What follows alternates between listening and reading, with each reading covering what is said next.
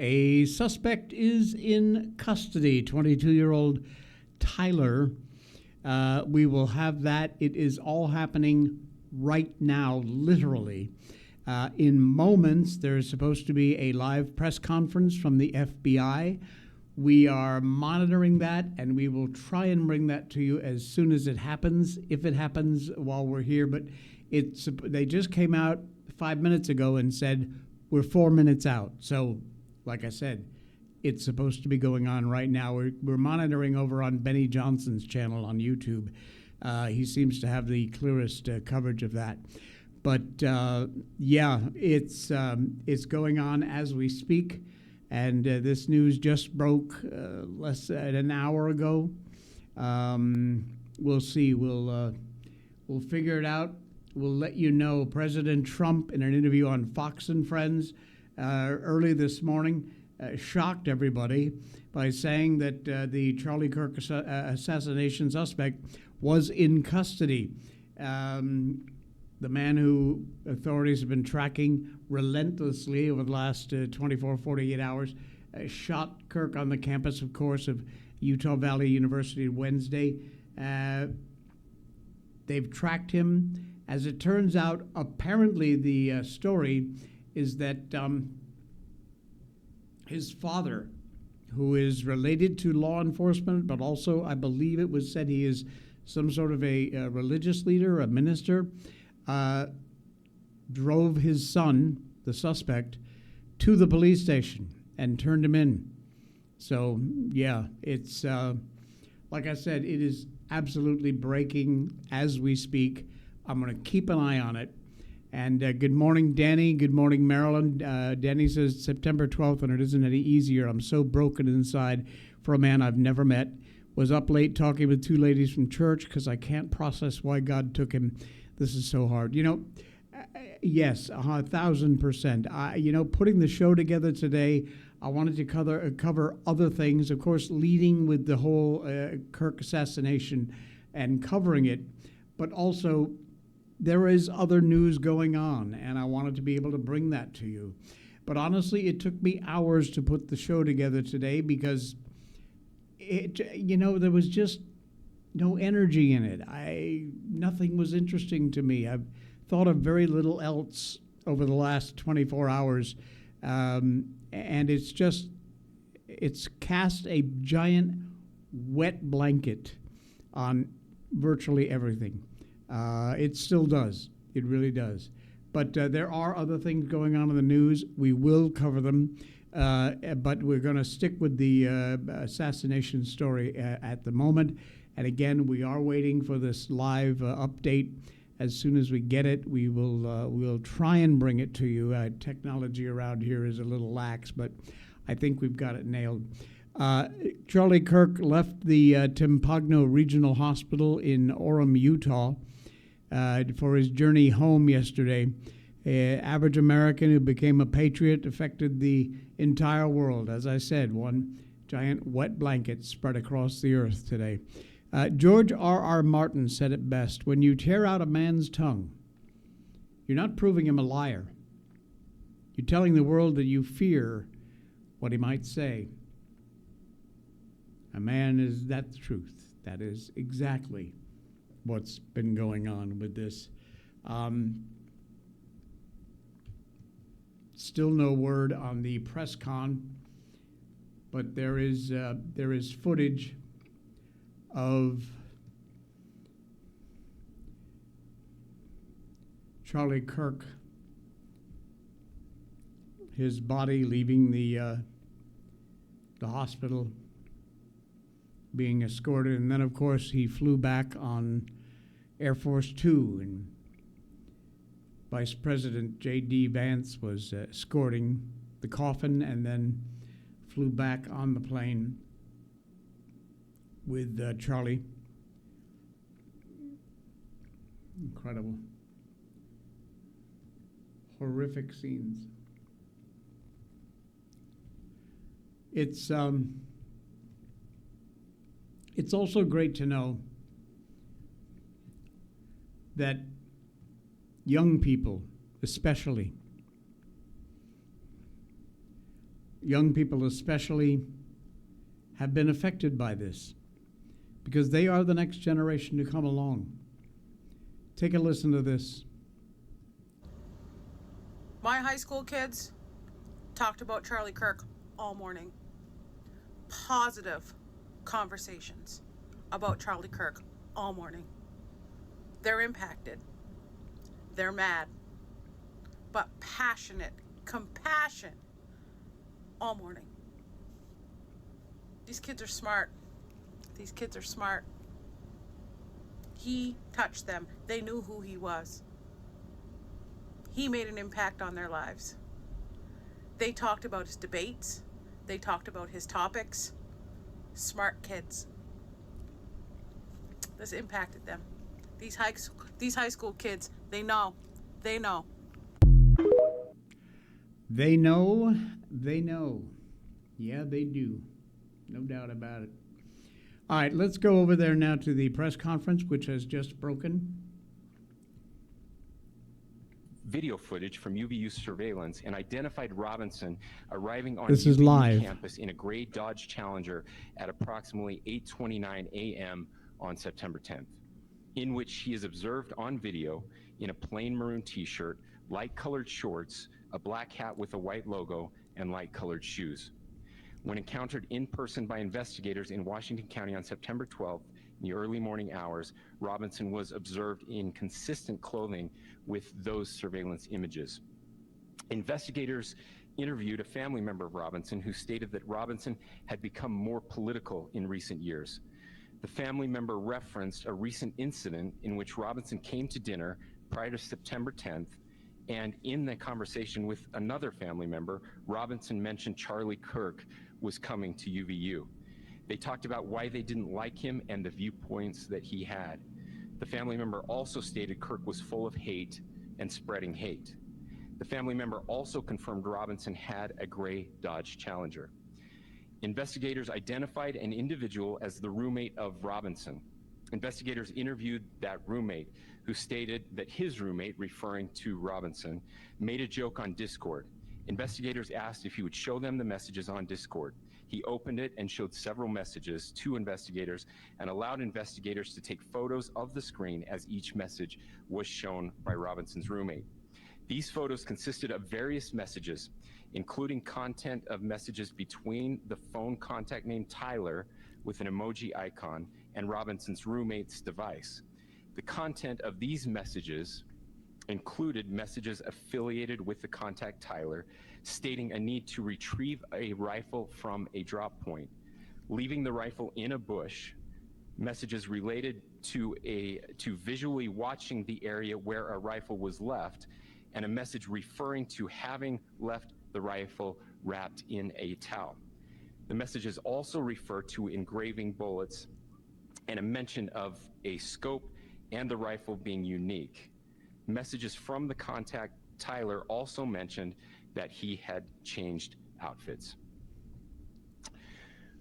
I know there has been speculation as well as to the writing on those casings, those bullet casings, and I believe we have that as well. And I will share that with you now.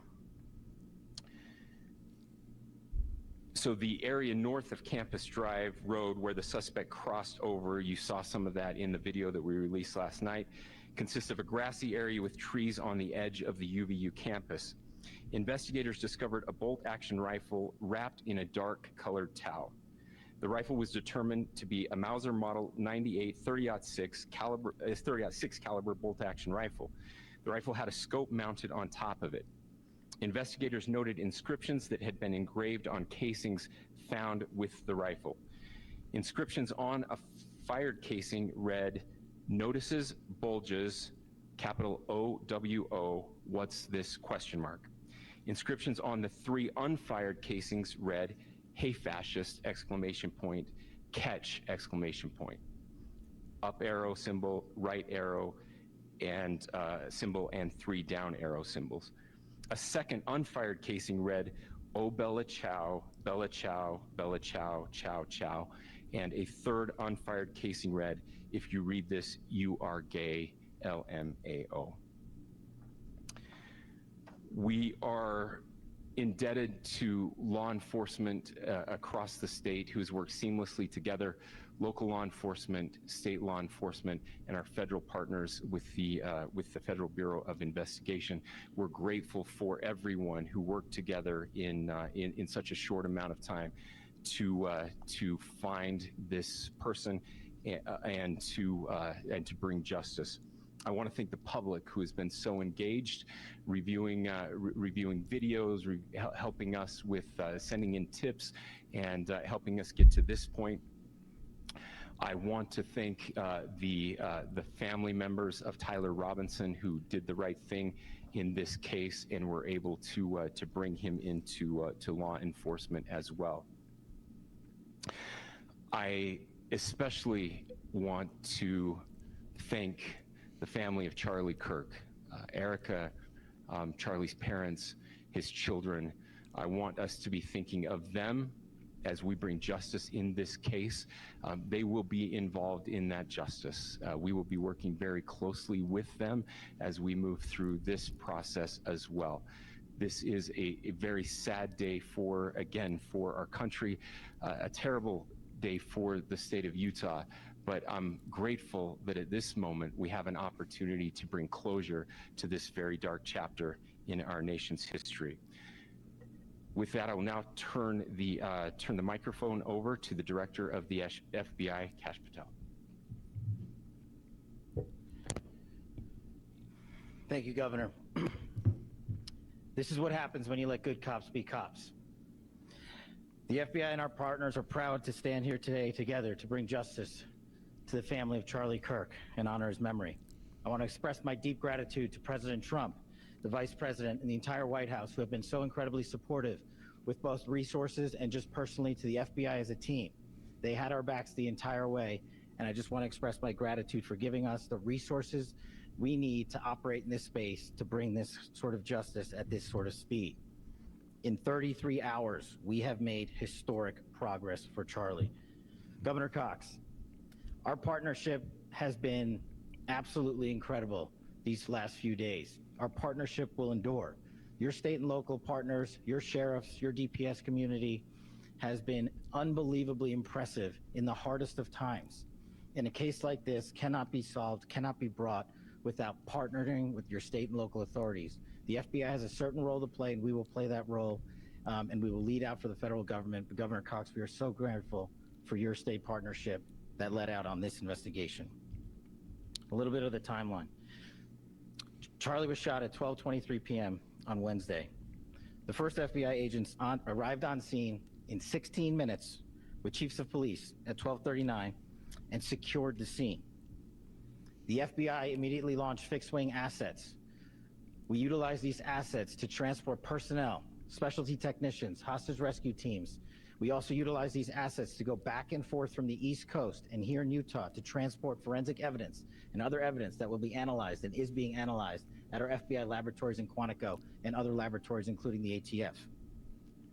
At my direction, the FBI released the first set of FBI photos of the suspect at 10 a.m. local time on 9/11. Then, shortly thereafter, the FBI reward of $100,000 was released at 10:45 a.m. local. Myself and Deputy Director Bongino arrived on the scene at approximately 5:30 p.m. on 9/11.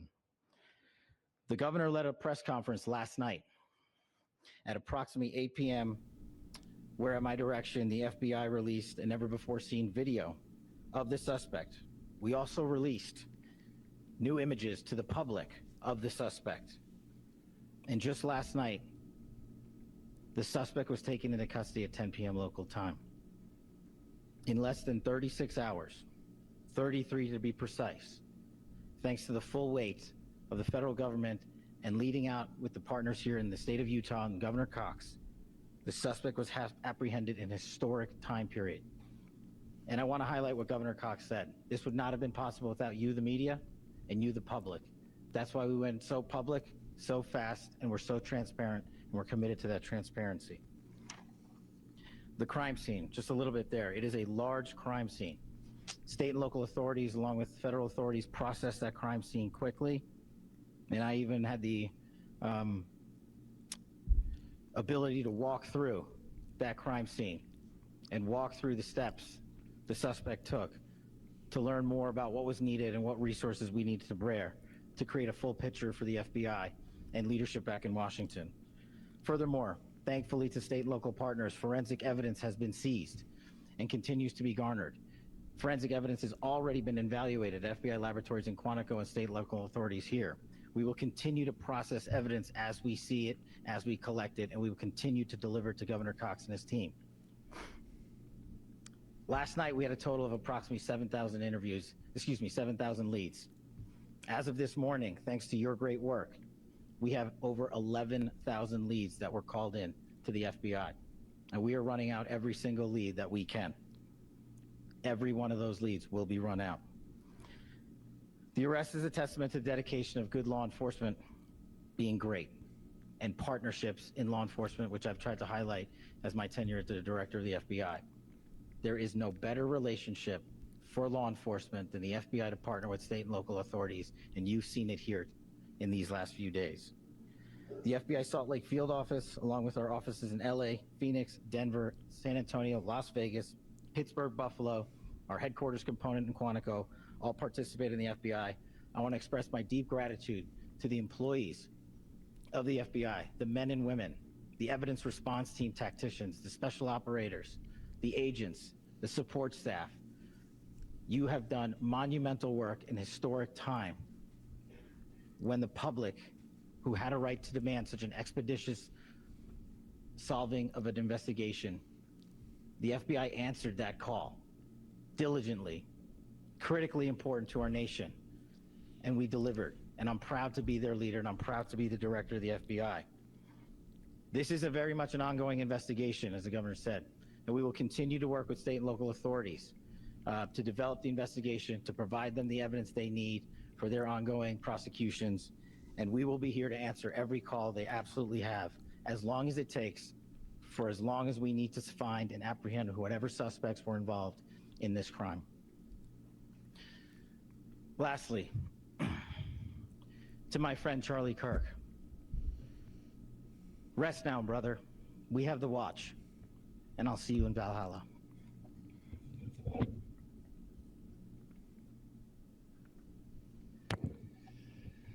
Thank you, and good morning. I would just like to take a few minutes as the sheriff to express my gratitude for everybody who has played a part in this investigation. As you know, it's been a vast, a complicated, and a very, very fast-paced investigation. You're looking at people standing up here who are running on, if they got an hour's sleep in the last couple of days, they're probably lucky. It has been very taxing. It has been so impressive, speaking on behalf of the local law enforcement, to see the cooperation that we've seen in this type of case. Across the state, sheriffs, chiefs, our state partners have stepped up and have come to the call on anything that we needed. Our county chiefs have been phenomenal. Our Utah County Attorney, Jeff Gray, who's standing up here with us, has been phenomenal in leading us through this investigation. I would like to thank the federal government for their resources, their assets. Our local team here, our FBI team, has been extraordinary in helping us work through this and bring this person to justice. Most of all, I would like to thank the public, and specifically, I would like to thank the public who turned to prayers and who turned to positiveness for us. I would like to thank them on behalf of the law enforcement community, because we needed those prayers. That's what we needed to get through this. We needed your support, and you gave it to us. We needed your patience, and you gave it to us. And I would like to thank you for the Kirk family, because that's what they need, is your support and your prayers, and that will get us through all of this. So thank you, everybody, for everybody that have stepped up. We've had such a phenomenal response to this. Thank you.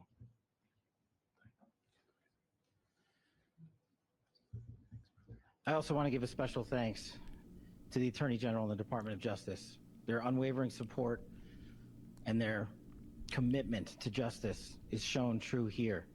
And without AG Bondi and Deputy Attorney General Todd Blanche and the resources they brought to bear, we would not have been able to complete our mission. And I just want to say special thanks. It's an honor to be a part of the Department of Justice. Thank you again to our incredible law enforcement team who has worked so hard. Sheriff, I got a solid 90 minutes last night, so I'm probably the most well-rested person up here. Ladies and gentlemen, I get the microphone, so I hope you'll permit me a moment just to share a few more thoughts about where we are and how we got here, and maybe a little bit of where we go from here. I don't want to get too preachy, but I think it's important that we, with eyes wide open, understand what's happening in our country today. I've heard people say, well, why are we so invested in this? There's violence happening all across our country, and violence is tragic everywhere, and every life taken is a child of God who deserves our love and respect and dignity. This is certainly about the tragic death, political assassination of Charlie Kirk. But it is also much bigger than an attack on an individual. It is an attack on all of us. It is an attack on the American experiment. It is an attack on our ideals. This cuts to the very foundation of who we are, of who we have been, and who we could be in better times. Political violence is different than any other type of violence for lots of different reasons. One, because in the very act that Charlie championed of expression, that freedom of expression that is enshrined in our founding documents, in having his life taken in that very act, makes it more difficult for people to feel like they can share their ideas, that they can speak freely. We will never be able to solve all the other problems, including the violence problems that people are worried about, if we can't have a clash of ideas safely and securely. Even, especially those ideas with which you disagree. That's why this matters so much. Over the last 48 hours, I have been as angry as I have ever been, as sad as I have ever been. And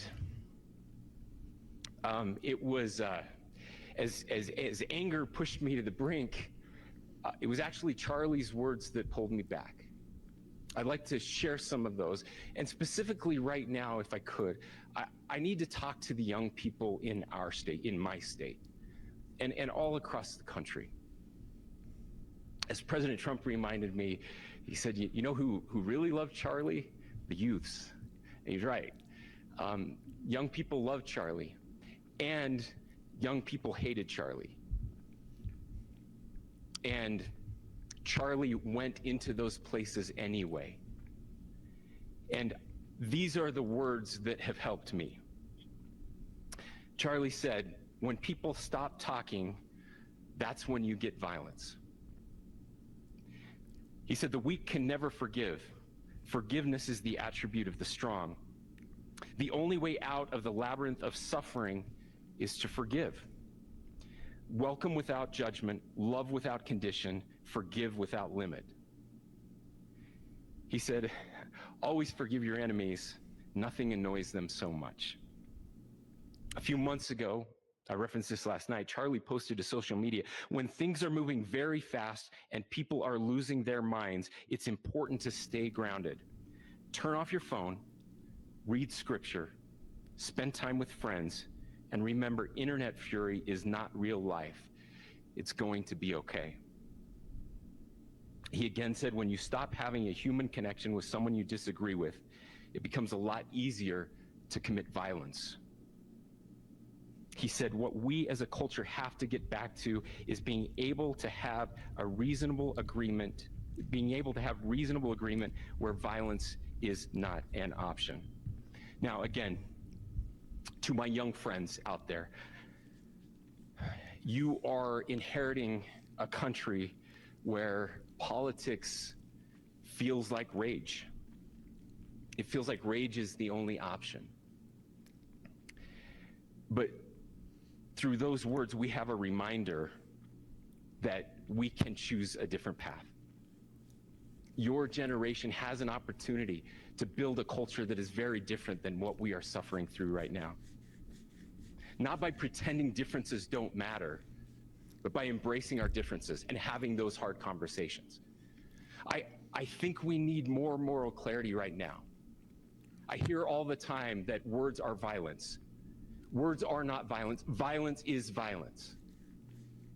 And there is one person responsible for what happened here.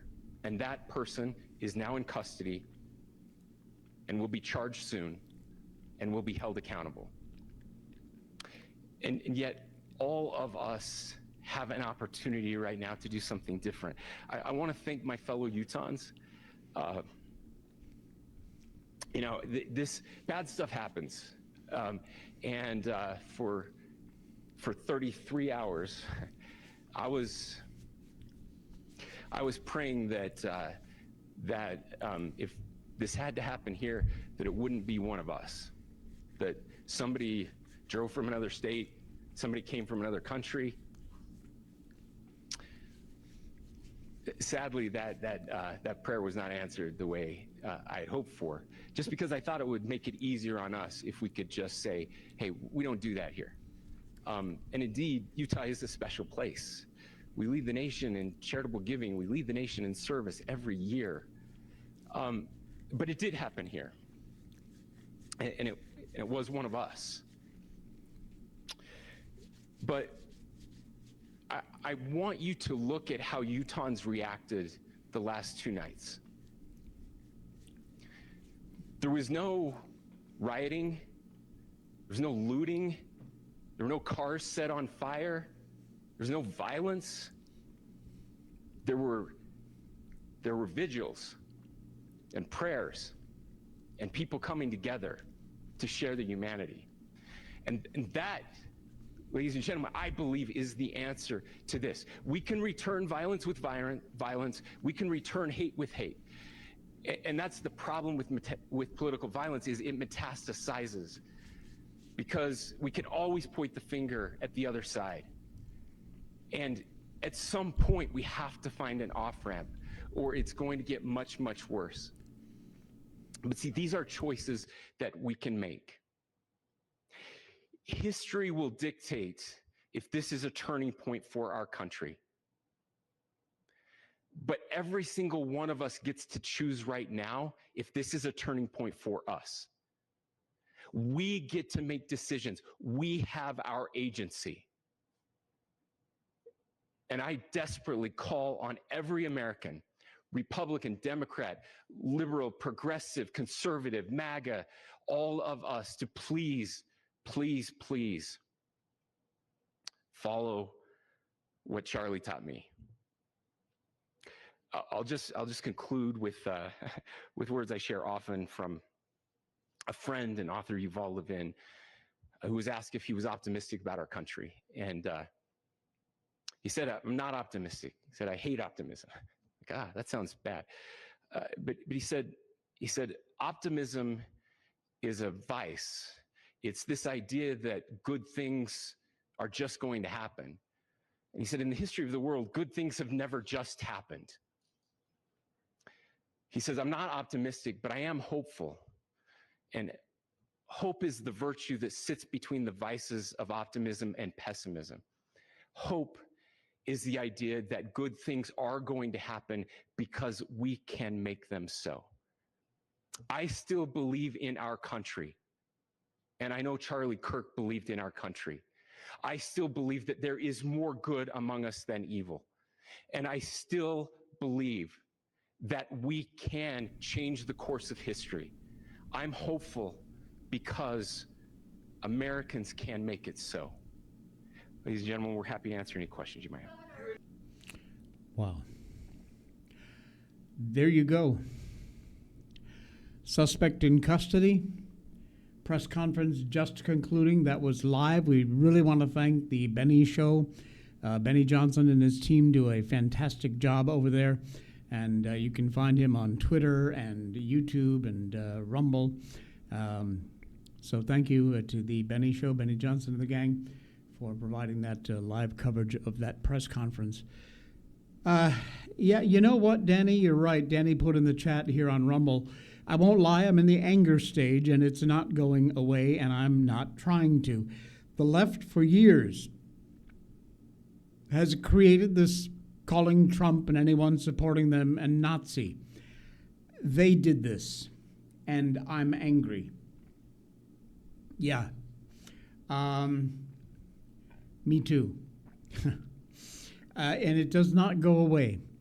Not angry to the point of retribution. I don't want to go out and hurt, kill anybody. I don't want to go out and riot in the streets. And by the way, you'll notice, as the governor just said there in Utah, when things like George Floyd happened, how many buildings burned? How many people died? The violence that happened. And last night, all we saw posted across X and other news outlets were prayer vigils in churches, on the streets, people praying, singing Amazing Grace, holding candles. That's us. That's how we deal. And that's what makes the big difference. But you're right. We all just need to take a deep breath, mourn through this, and we will get to the other side. It's going to take some time. Like I said, putting this show together today, I had no idea there was going to be this half-hour news conference, but I'm glad we were able to bring it to you. The very latest updates, that was live, as you watched. There is other news. Yeah, really, there is. Along the same lines, sadly, a 16-year-old has been identified as the shooter in the Evergreen High School shooting.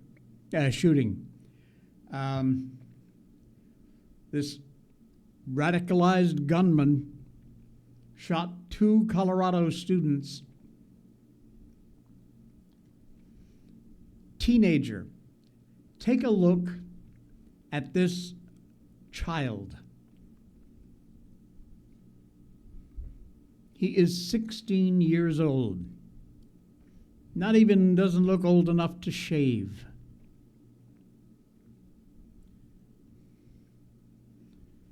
A teen shooter who wounded 2 fellow students when he opened fire at a Colorado high school. This was just on Wednesday, just 2 days ago. But again, with everything else going on with Charlie Kirk, didn't make a lot of headlines. Radicalized by some extreme network, according to authorities. Desmond Hulley is his name. Caused havoc at Evergreen High School before he turned the gun on himself and later died at the hospital, according to police yesterday. He rode the bus to school, which is about 30 miles west of Denver, used a revolver hours later around lunchtime to rattle off a lot of gunshots, according to Sheriff's Office spokesman Jack Kelly. They don't have a motive for this at the moment. Some extremist network apparently radicalized this kid. We want at least to give you that much, maybe the mindset for him. A driver's license photo of this depraved kid shows Holly flashing the blank stare. That's the picture I just shared with you. He fired from outside the school with one student struck inside and the other victim hit outside. He brought a lot of ammunition with him. It's unclear what his reasons were. Holly tried to enter access to the areas that were locked down. Staffers and students did a good job following their training and kept them safe for sure.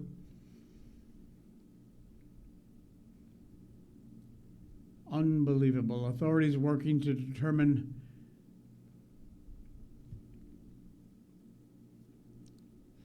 what the motives were, searching his home, his locker, his phone, and as of now, it's still not known how he got a hold of the weapons.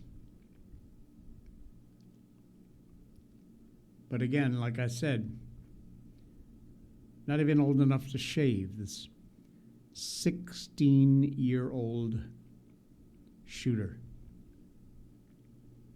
now deceased by his own hand. Manischewitz. Some good news, because we sure the hell could use it. Of course, we have not forgotten the Minneapolis Catholic school massacre that happened. Well, a 12-year-old girl seriously, critically injured in that shooting is on the road to a miracle recovery. This is her. There she is. An amazing story. The 12-year-old critically injured last month's deadly shooting at the Annunciation Catholic Church, school in Minneapolis. Remarkable progress. Doctors are upgrading her condition from critical to serious, a development her medical team is calling a miracle. Sophia has opened her eyes, moved her right leg, and she's showing awareness of her surroundings, according to her care team. She was shot in the head. September attack at Annunciation Catholic School Church, where 23-year-old trans killer Robin Westman opened fire on children attending the Mass. Last week, neurosurgeon Dr. Waite Galich described her prognosis as uncertain. I'm going to be blunt, he says. Sophia is still in critical condition in the intensive care unit. There's a chance she's maybe the third fatality of this event. But the door opened just a little bit, and a little small ray of hope is shining through.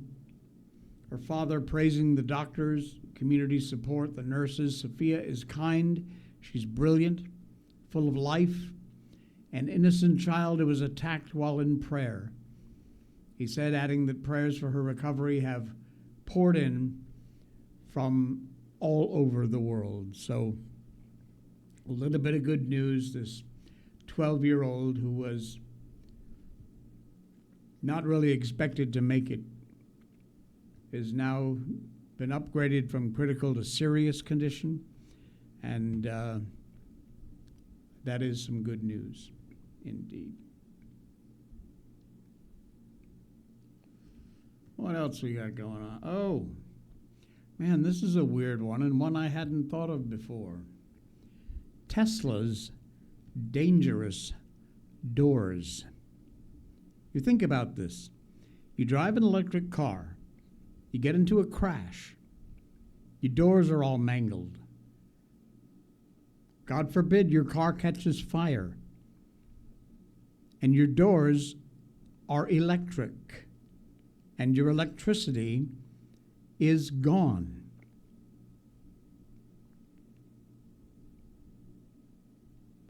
You're kind of stuck. Before we get further on in this story, Danny says, got a bit of good news. My daughter, Sophia, got her driving permit yesterday. Whoa, that is good news. We made wonderful memories driving around. Fantastic. Absolutely. All right, when Teslas lose power, crashes can turn into absolutely deathly races against time. Max Walsh spotted the plume of smoke just as an emergency alert flashed on his smartwatch. A vehicle fire with entrapment. Less than a minute later, the off-duty firefighter pulled up to a busy intersection in Northern Virginia, where a Tesla Model Y laid crumbled and a flame crashed up against a utility pole. Now, having responded to electrical vehicle fires before, Walsh knew what he was up against. Electrically powered doors that may not function after a crash. Manual releases, often very hard to find. Battery cells that burn more intensely than gasoline. Every second matters in these situations. He raced to the SUV. The driver's door wouldn't open. The window was cracked. Smashed it with his bare hands to reach inside, burning himself in the process. I'm trying to open the door, and it's like, what the hell? Where is the backup thing? He was not able to find the mechanical release, and he and a friend pulled the dazed driver, Venkateswara Patsumarti, up and out through the window frame. "Who else is in the car?" Walsh yelled. He managed one word: wife. Susmita Madi was pinned by airbags to the passenger seat. Flames entering the cabin. Car's electrical system dead. Doors not opening. Bystanders pounding on the glass as the smoke thickened. By the time rescuers arrived with hydraulic cutters, Maddie had inhaled enough fumes to do lasting damage to her lungs and suffered third-degree burns to her face.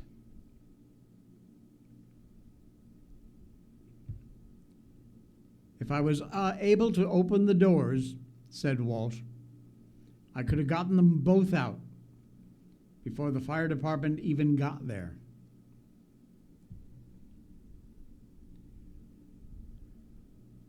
These are dangerous incidents.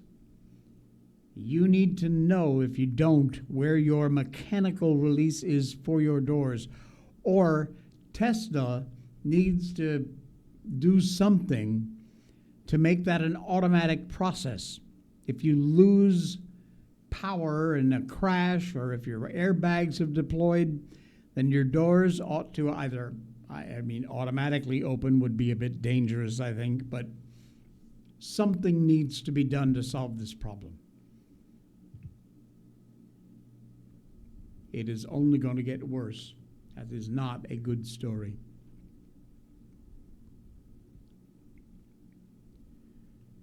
White House is raising some red flags about just how legal Biden's pardons were. DOJ and Congress have been urged to probe into this. A memo to Trump Chief of Staff said Biden's staff secretary was not sure if the president had actually approved specific individuals for clemency. Really? Well, White House counsel has raised some serious questions about the legality of Biden's final wave of pardons. There were thousands of them. And urged the Justice Department and Congress to interview the former advisors to the former president and determine if he truly authorized these acts of clemency. They were all signed by an auto pen operated by staff. White House counsel David Warrington said in a memo to President Trump, "We believe that answering the questions above requires interviewing those involved. As the WHC does not have the authority to conduct interviews, we recommend you approve making the information contained in this memorandum and supporting materials available to entities that do have that power." I would certainly hope so. This needs to be investigated. We need to know exactly what the hell is going on. Christian school banned for religious beliefs, but we win. Oh yeah. Legal victory. Federal appeals court ordered Vermont to allow a Christian school to compete in state-sponsored sporting events, even though the school does not support the state's view about transgendered team players.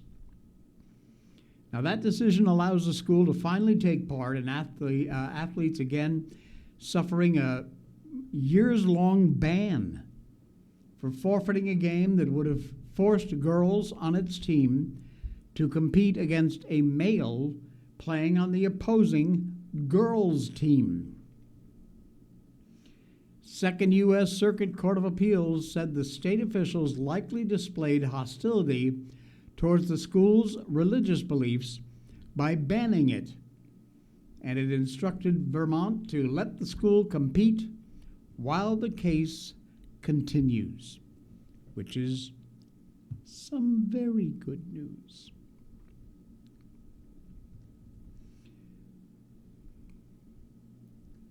Have you heard about this whacked out judge who released that monster that stabbed the Ukrainian refugee? Well, apparently she has exactly the kind of credentials you would expect.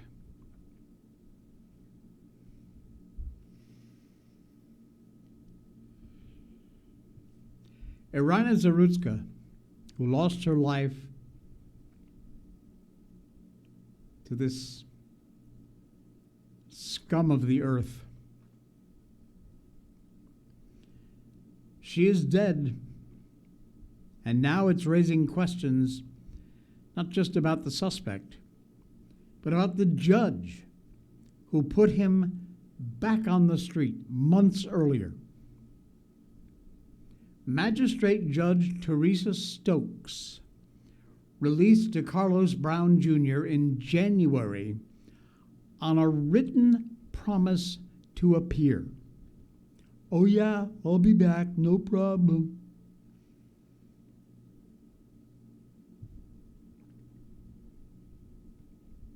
He was charged with a Class 1 misdemeanor for abusing the emergency line. Now, that decision ignored Brown's lengthy rap sheet. Never mind this relatively nothing charge of abusing the emergency line.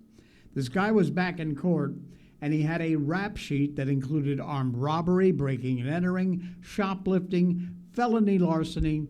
He'd been arrested 14 times. Brown's own mother condemned the court system for releasing her son. She said she kicked him out of her home because of his aggression.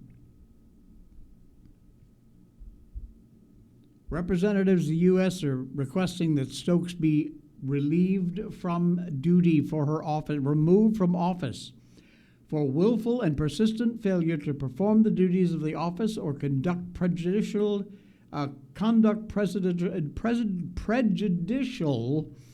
to the administration of justice that brings the judicial office into disrepute. This reckless decision had devastating consequences. Part of the outrage stems from the background on this moron judge. She went to what Politico magazine describes as the worst law school in America. Cooley Law School. Now, a quick search does not show that Stokes passed the North Carolina bar, although one explanation could be she was admitted to the bar through the state's Admission on Motion program. That permits attorneys to be barred without passing the bar exam, basically. The bar to be a magistrate judge in general is pretty low. You do not need to be an attorney. You don't even need to attend law school. Eligibility requirements include having 8 years' experience as a Superior Court clerk or law enforcement officer, 4-year degree, 2-year associate degree, and 4 years of work experience in a related field. And that's it. You got that? You can be a judge. Absolutely insane. Absolutely insane.